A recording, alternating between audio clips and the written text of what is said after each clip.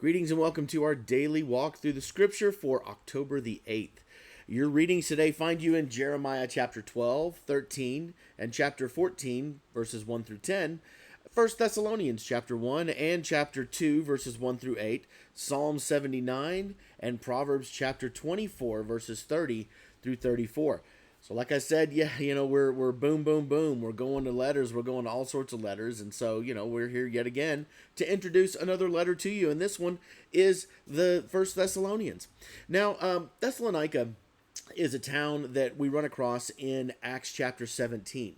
And in that area, and we think this is right around the second missionary journey, Paul goes to the synagogue and he reasons, and there are a number of Jews who are persuaded, it says, to join Paul and Silas, as did a number of Greeks and prominent women. But there were people that were jealous, and so they began to rabble-rouse and create trouble. They even dragged one gentleman named Jason out and started to disparage him. So Paul and them left. But it wasn't enough that they got Paul and Silas kicked out of Thessalonica. They decided to follow Paul and Silas all the way to Berea, where they continued to try to build up trouble. So Paul has a deep affection for the Thessalonian church, and that's one of the reasons he wrote this letter. But he also wrote it because he heard from Timothy about some things that were going on. And Thessalonians is kind of an interesting letter. While it may not be considered as deep theologically as some of the other letters, I think they're missing some of the things, because the truth is there's a lot of deep eschatology in the book of Thessalonians, which means that it talks about the end times. There's a lot of conversation about that in Thessalonians. Some of it we wrestle with a little bit more than others, but there's no doubt that Paul is trying to encourage the Thessalonians, because they had started to they weren't doubting Christ's return, but instead what they were doing was they were over-eagerly anticipating Christ's return, to the point that they were even quitting work and quitting their jobs because they believed that Jesus was literally going to come at any moment. And so Paul writes some of this letter to kind of correct some of those misconceptions, to help them restore order, if you will. But also he wanted to correct some ideas about what had happened about loved ones who died, and deal with persecution from Gentiles and from Jews, and then also those that were still continuing to be hostile.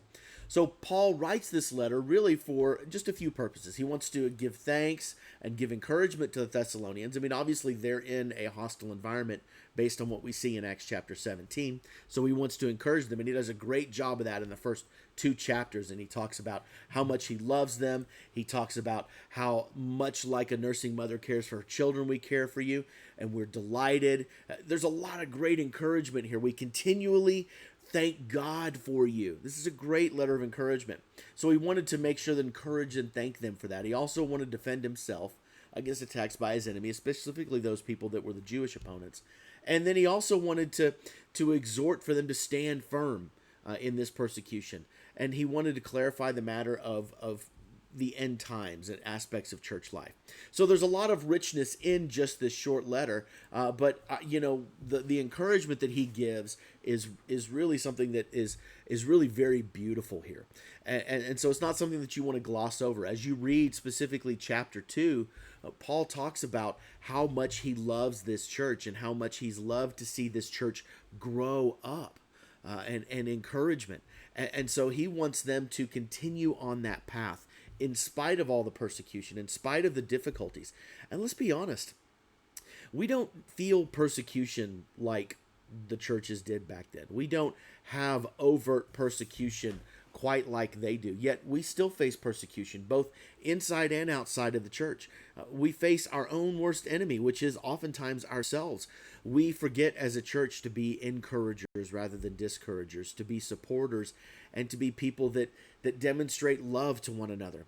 But we also feel and experience not necessarily overt persecution, but certainly belittlement, certainly doubts about why we stand firm in our faith in antiquated ideas and things like that. So we should take these encouragements from Paul that he's given to the Thessalonians and use them for ourselves as well. Recognize that we are here, but at some point Jesus will return. And Thessalonians is not necessarily focused on the when, but does want to provide assurance that Jesus will return. All right, so there's our introduction to this wonderful letter, and we will talk more next time.